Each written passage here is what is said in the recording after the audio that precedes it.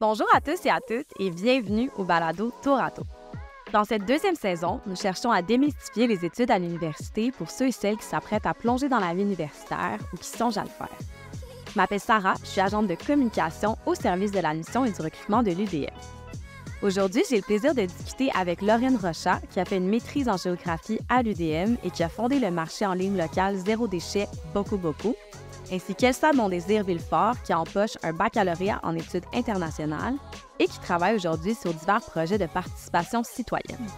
Ensemble, nous allons discuter de choix de programmes et de perspectives de carrière envisageables post-université. Lorraine et Elsa, bonjour! Bienvenue au balado. Lorraine, je vais commencer avec toi. Quel conseil donnerais-tu à quelqu'un qui n'est pas certain de ce qu'il veut faire plus tard et donc des études à faire à l'université? Moi, j'aurais tendance à donner le conseil que quand on avance dans sa vie professionnelle, on a besoin d'avoir à la fois des connaissances, puis à la fois des outils, puis c'est comme ça qu'on doit évoluer. Puis les études universitaires, ça va nous permettre d'apprendre à se connaître soi et d'intégrer un programme qui va nous plaire, d'apprendre sur un domaine qui va nous plaire. Ça va nous apprendre plus que sur ce domaine, mais ça va nous apprendre aussi sur soi à travers tout ça. Donc, c'est important d'explorer différents domaines académiques pour pouvoir mieux se développer puis devenir un meilleur professionnel. Super intéressant. Et toi, Elsa, quel serait ton conseil? Mais oui, moi, je crois que c'est super important d'aborder l'expérience universitaire comme une expérience transformatrice qui va au-delà de la salle de cours. C'est sûr que c'est un privilège d'étudier aussi, là, ça coûte de l'argent. Donc, je peux comprendre que pour plusieurs personnes, on le voit beaucoup comme un outil pour après aller sur le marché du travail. Mais moi, je me suis vraiment épanouie dans tout ce qui était en dehors de la salle de cours. Puis j'ai vraiment été surprise. Puis je pense que ça aussi, ça a beaucoup guidé mes pas. Donc, je dirais à une personne qui ne sait pas encore trop ce qu'elle veut faire, de plonger là-dedans avec la passion, donc d'y aller avec les intérêts, de se pardonner aussi, là. Donc, c'est correct si tu changes d'idée, c'est correct si le cours n'était pas ce que tu pensais. Laisse-toi guider par ce que tu aimes, par ton cœur, puis aussi explore à l'extérieur de la salle de cours. Puis moi, j'ai vraiment été agréablement surprise, mais peut-être une première session de juste y aller puis de se laisser guider dans ces rencontres et tout, ça peut être très enrichissant. Oui, de le tester puis de voir où ça peut nous mener. Je suis tout à fait d'accord. Donc, Elsa, je comprends que ce que tu veux dire dans un sens, c'est que c'est important aussi d'y aller pour quelque chose qui nous passionne. Est-ce que, Lorraine, tu vois ça de la même façon? Oui, c'est essentiel. C'est important d'aimer ce qu'on fait, mais pas juste... parce que dans sa vie professionnelle, après ça, c'est quand même un 40 heures semaine. Donc, c'est une grosse partie de la semaine. Mais même à travers ce qu'on fait, c'est important d'aimer ce qu'on fait, quoi qu'on fasse. Si je peux me permettre de peut-être rebondir aussi, je crois que la passion, c'est très important. Mais si je pense à mon parcours, par contre, moi, j'ai eu la chance d'être gestionnaire. Donc, j'étais directrice d'un organisme communautaire. Puis c'était une super belle expérience. Mais la gestion, c'était pas nécessairement ma passion. L'administration, ces choses-là.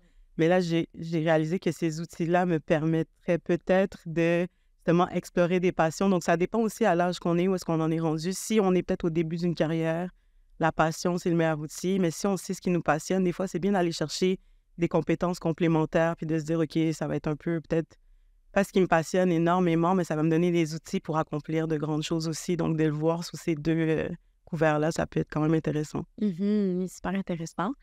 Puis, comment est-ce que vous jugez que vos programmes d'études respectifs vous ont préparé à vos carrières actuelles? En fait, ça a été vraiment assez formateur et essentiel. Durant ma maîtrise, j'ai fait mon sujet sur les impacts d'un projet de conservation et de développement dans un parc national au Pérou. Puis, à ce moment-là, j'étais persuadée que ce que je voulais faire dans la vie, c'était travailler dans des ONG à travers le monde. Quand je suis partie sur le terrain et quand j'ai étudié les impacts, ça m'a permis de me rendre compte de bien des affaires, notamment qu'il y avait beaucoup de problèmes environnementaux qui étaient générés sur place, pas par les communautés, enfin des impacts qui se ressentaient dans les communautés qui étaient générés par les voyageurs, par les touristes qui venaient. Donc à ce moment-là, je suis revenue à Montréal, j'ai changé de parcours, j'ai terminé mon programme d'études, puis j'ai refait un autre parcours. Donc, j'avais fait à ce moment-là une maîtrise en géographie, puis j'ai repris un DESS à HEC en gestion. Donc, ça se rejoint un peu sur ce que tu disais à ce moment-là. Puis, à la suite de ça, j'ai eu différentes expériences professionnelles, puis tout ça, ça m'a amené où est-ce que j'en suis actuellement. Mais le programme universitaire, c'est une bonne base, ça permet d'évoluer, mais chaque expérience dans la vie permet d'apporter une couche supplémentaire. Oui, je suis d'accord. Et toi, Elsa? Oui, ben moi, comme je l'ai dit, je pense que ça va être un peu la trame de mes réponses, mais je vois vraiment mon expérience universitaire comme mon parcours, mon programme, mais comme surtout aussi l'université. Là, j'ai eu la chance de m'impliquer, puis ça a vraiment beaucoup teinté ce que je fais. Donc, moi, j'ai étudié en études internationales, un programme très éclaté, justement. Études internationales, qu'est-ce que ça veut dire? Mhm. Puis, je crois que ça m'a tellement enrichi, dans le sens, c'est des cours, ben, à l'époque. Mon Dieu, je suis rendue à l'âge parce que à l'époque. Donc, c'est des cours de droit, des cours d'économie, des cours de développement. Donc, plusieurs cours, plusieurs sujets. Puis, je pense que c'était exactement ce que j'avais besoin parce que j'avais aucune idée de ce que je voulais faire, mais je savais que je voulais faire plein de choses. Mhm. Puis aujourd'hui, je fais plein de choses. Je suis pas en mesure de mettre des mots tout le temps de manière claire, mais de naviguer à travers toutes ces thématiques, tous ces sujets. Ça m'a permis de voir que j'avais une passion pour le monde de l'éducation. Donc, en ce moment, je siège sur le Conseil supérieur de l'éducation, sur la table du Conseil supérieur de l'éducation au Québec. Puis, euh, je crois que j'ai une habileté à juste aller dans la curiosité puis avoir des outils pour comprendre des enjeux, pour comprendre des enjeux sur plusieurs facettes, donc toute la question politique, socio-économique. Puis ça, c'est vraiment une richesse, je pense, que le programme m'a donné de m'épanouir sur plusieurs thématiques très, très diversifiées, des trucs antiracistes aussi, puis de regarder ces sujets-là, pas avec une lunette, mais avec plusieurs lunettes. Puis ça, c'était vraiment enrichissant. Wow, c'est vraiment beau. Quelles sont les principales perspectives dans vos domaines, toi, Lorraine? Tu disais que tu avais étudié dans un domaine éclaté. C'était pas mal, moi aussi. J'étais en géographie, c'est très général. Puis la géographie, ce que ça va vous apprendre, il y a des emplois qui sont assez standards qui vont avec, comme beaucoup plus travailler en tant que géographe, c'est beaucoup plus travailler, soit dans toute la partie plus SIG, beaucoup plus dans les cartes, mais également dans toute la partie développement régional. Je connais plusieurs personnes qui sont sorties du programme d'études puis qui travaillent actuellement au ministère du Développement durable et de l'Environnement. Donc, les domaines sont assez larges, mais quoi qu'on fasse, ce qui est important, c'est aussi qu'est-ce qu'on en fait nous, qu'est-ce qu'on apprend nous, puis quelles sont les expériences qu'on est allé chercher, parce qu'il y a les cours, il y a, comme tu disais, il y a tout ce qui est autour des cours, il y a les petits contrats qu'on peut aller chercher à l'université, il y a tous les stages qu'on va aller chercher, puis tout ça, ça va permettre de se former nous, puis de faire son propre parcours.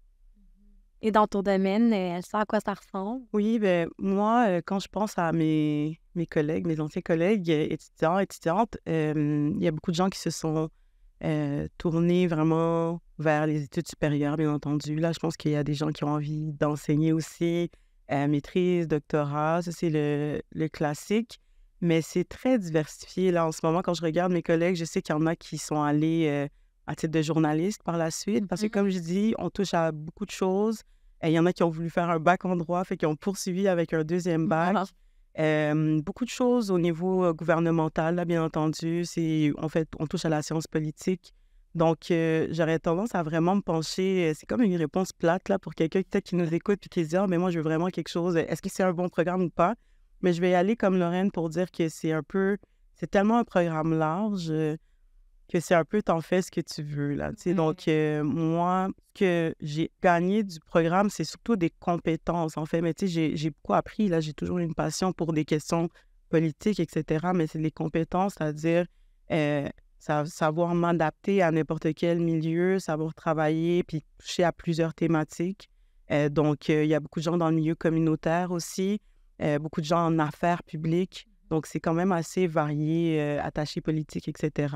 Mais c'est ça qui est beau, je pense, c'est qu'on a tous été dans la même salle de cours, mais on a pu trouver quelque chose qui était bon pour nous, qui fonctionnait pour nous, sans pouvoir avoir une pression de OK, on va tous finir, puis on va tous finir à la même place après. Ouais. Pas nécessairement. Fait que ça, je trouve qu'il y a quelque chose de beau, mais peut-être d'effrayant aussi. Ouais, c'est toujours intéressant après ça, des années plus tard, de voir où nos collègues, camarades de classe sont rendus. Là, ça peut vraiment varier. En terminant, est-ce que vous jugez que votre formation à l'UDM vous a permis d'évoluer en tant que personne et en tant que professionnel? Oui, ben moi, je vais y aller, Lorraine. Donc, moi, j'aurais tendance à dire qu'effectivement, oui, ça m'a vraiment permis d'évoluer en tant que personne. Donc, moi, je suis rentrée très craintive dans le monde universitaire. Donc, je suis la première personne de ma famille à avoir un diplôme en poche, même si c'est des gens extraordinaires. Donc, on se valorise pas juste avec un diplôme, mais je suis rentrée très fébrile en me demandant est-ce que j'ai ma place dans ce monde-là? Est-ce que, en plus, sciences politiques, quand on parle de diversité, c'est pas toujours là où est-ce qu'il y en a le plus. Puis je suis ressortie persuadée que j'avais une place dans ce monde-là. Donc oui, j'ai été transformée au niveau personnel puis professionnel, bien entendu. J'ai eu des super belles expériences Oxfam Québec, d'autres organismes, Solidarité internationale, etc. Puis personnellement, je sais que ça s'appelle plus comme ça, là, mais moi, je travaillais dans ce qui était l'action humanitaire et communautaire, mais il y a comme un autre nom depuis récemment. Puis ça a été transformateur. C'est pour ça que je dis la salle de cours, c'est cool, mais à l'extérieur, ça peut être encore plus extraordinaire. Puis aujourd'hui, je suis encore très proche de ces gens-là. Il y a des gens on n'était pas du tout dans le même programme, mais que après mes cours, je courais pour aller là, puis on faisait des projets ensemble. Fait que je tiens à dire que ça a été vraiment les premières fondations de la professionnelle que je suis. Oui, c'est super beau. Puis oui, ça s'appelle en fait aujourd'hui le Centre de l'engagement étudiant. C'est une super belle équipe. On les a déjà visités. Toi, Lorraine? Quand on étudie en géographie, ce qu'on apprend, c'est d'étudier tout en tant que système, puis de faire le lien entre la société et l'environnement. Puis tout ce que j'ai fait par la suite découle de ça, parce que à quelque part, ça incrémenter, c'est pas le bon terme, mais ça induit une manière de penser, d'analyser tout ce qui va se passer à l'extérieur. Puis il y a beaucoup d'autres choses, beaucoup d'outils. Au quotidien, dans la vie professionnelle, quoi que tu fasses, c'est beaucoup de courriels que tu vas rédiger, tu peux apprendre plein de logiciels très spécialisés, tu vas finir avec du Excel. Puis en tant qu'employeur, je le vois rapidement si une personne est capable, c'est juste de pouvoir s'organiser rapidement. C'est pas des outils qu'on va vraiment apprendre en tant que cours, mais on va apprendre à comment s'organiser à travers tous ces cours, avec tous ces rendus, comment faire toute cette fin de session, comment bien la gérer. C'est ce qui va se passer dans le monde du travail au quotidien. Donc, il y a beaucoup de choses qui viennent recouper ça. Lorraine et Elsa, merci beaucoup. C'était super intéressant de discuter avec vous aujourd'hui. Merci à toi. Merci beaucoup. Pour bonifier cet échange, nous avons demandé à Nancy Moscato, conseillère en développement de carrière au service à la vie étudiante, et à Angélique Desgroseilliers, conseillère d'orientation au service à la vie étudiante, de se joindre à nous pour nous parler de façon de dessiner son avenir en tant qu'étudiant ou étudiante. Nancy et Angélique, bonjour! Bonjour! Bienvenue au balado. Donc, vous avez écouté l'échange avec Lorraine et Elsa. Je serais curieuse maintenant de vous entendre sur certains éléments qui ont été abordés. Donc, ma première question est pour vous, Angélique. Quelles sont les tendances actuelles du marché du travail qui influencent la construction de sa carrière? Alors, pour commencer, en fait, on pourrait dire que depuis le 21e siècle, on doit repenser l'orientation scolaire et professionnelle. Du moins, avant, on le voyait vraiment comme un processus linéaire où l'individu se formait, commençait sa carrière au sein d'une institution, une organisation et prenait sa retraite à la suite de nombreuses années au sein du même employeur. Maintenant, le 21e siècle, en fait, on voit la prolifération des métiers, je ne sais pas si tu as entendu parler de la pandémie, qui fait en sorte que la nature des emplois change, se transforme, ce qui fait en sorte que nous, comme travailleurs, on doit vraiment s'adapter de façon beaucoup plus fréquente, se mettre à jour, apprendre de façon continue. Non seulement, il y a la technologie, il y a aussi la mondialisation aussi qui fait en sorte que ça met de la pression sur le marché du travail et donc aussi sur les travailleurs. Ce qui s'est passé, en fait, c'est qu'on a dû revoir, en fait, notre approche en orientation et pour faire en sorte, en fait, que les personnes développent leur adaptabilité, développent leur flexibilité, parce que le marché du travail, comme il est actuellement, ce n'est plus une carrière qui est linéaire, solide, pour reprendre les mots de Savikas, mais maintenant beaucoup plus liquide, en fait, c'est-à-dire que maintenant, c'est une suite, un parcours de projets professionnels et le contrat social entre les employeurs et les travailleurs, il change, en fait, et maintenant, notre carrière dépend de nous et pas de l'employeur. Ce qui demande vraiment de bien se connaître, d'anticiper, d'approcher un projet professionnel comme un projet, un contrat. Mais on ne sait pas où ça va nous mener plus tard. Il faut faire preuve de flexibilité. Étant donné que le marché du travail est en constant mouvement, eh bien, la seule chose sur laquelle on peut s'appuyer, c'est soi-même. Vous avez quelque chose à ajouter, Nancy? Oui, en fait, pour faire suite à ce qu'Angélique mentionne, je dirais qu'en conseil carrière, pour l'accompagnement des démarches de développement de carrière, on le voit de plus en plus que les étudiants sont très soucieux assez tôt dans leur parcours de connaître les possibilités de carrière liées à leurs études. Ils s'approprient vraiment ce parcours-là et je dirais même que ça peut avoir un impact parfois sur le choix de cours qu'ils envisageraient, par exemple. un cheminement peut-être particulier des études supérieures. Ça, c'est clair. Ce qui est clair aussi, c'est que plus que jamais, je dirais, l'apprentissage expérientiel est très important. Donc, s'il y a un programme qui comprend, par exemple, un stage obligatoire, les étudiants sont quand même soucieux de se préparer à aller rencontrer, par exemple, un coordonnateur de stage puis dire, bien, j'aimerais ça choisir un stage qui me ressemble, qui va faire en sorte que ça va paver le chemin. Et s'il n'y a pas de stage, on voit de plus en plus des étudiants qui viennent nous voir et qui disent, bien, moi, de ma propre initiative, je veux trouver un engagement. Je veux m'impliquer. Je ne veux pas attendre à la fin. Alors, c'est une approche qu'on valorise beaucoup et je pense que ça fait toute la différence pour justement éclaircir un objectif qui pourrait nous ressembler. Comment est-ce qu'on fait pour découvrir et explorer les différents domaines pour ensuite déterminer celui qui est idéal pour nous? Essai-erreur.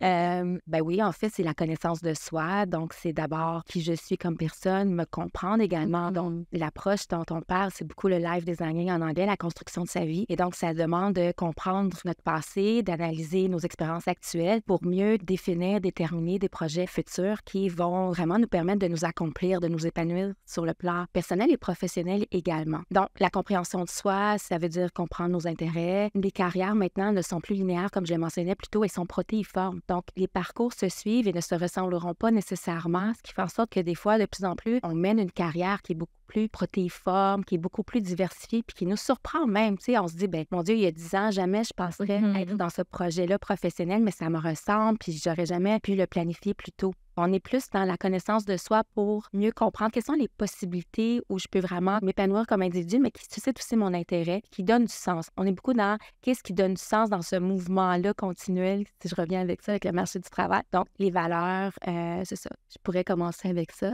Oui, c'est très intéressant parce que en orientation professionnelle, cette introspection que les étudiants font nous aide énormément, nous, comme conseillers en recherche d'emploi, de personnaliser avec eux le plan d'action. C'est-à-dire que des fois, même si tu n'as pas un type d'emploi, tu as peut-être un milieu convoité, tu as peut-être fait la réflexion sur des compétences que tu aimerais peut-être développer davantage. Et avec ce genre d'informations, ça permet quand même, évidemment, d'aiguiller les personnes puis de les accompagner adéquatement. C'est sûr qu'il me vient un outil aussi en tête. Bon, je pense que les gens le connaissent de plus en plus. C'est sûr que le réseau social, professionnel en ligne, LinkedIn, est selon moi vraiment un réseau incontournable parce que c'est clair que, bon, à la base, ça reste évidemment un réseau. Donc, c'est la possibilité de trouver non seulement des professionnels, mais des entreprises qui sont présentes. Et là, à ce moment-là, juste, par exemple, au moment où tu développes tes contacts et tu les cultives, tu peux déjà t'approprier beaucoup de parcours. Il y a beaucoup de gens, des fois, qui ont dit « Oh, elle a la même formation que moi, elle est rendue là.